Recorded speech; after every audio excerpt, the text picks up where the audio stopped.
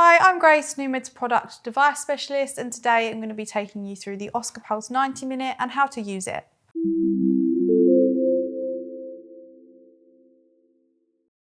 The Oska Pulse is a home use device. It has a maximum intensity of 9 Gauss and a frequency range between 1 and 150 Hz. Included in your box, you'll find your Oska Pulse device, your compression strap, your user manual, your mains cable, and also some adapters. The Oska Pulse can be applied locally to any part of the body using your compression strap. The device is powered by an internal battery. This can be fully charged within 3 hours and will allow you up to 20 90-minute sessions. The Oska Pulse is very easy to use. All you need to do is click the button on the front of the device. You'll then hear a beep and it will light up to show you that the device is now on and running. The Oska Pulse devices will automatically switch off after the 90-minute session.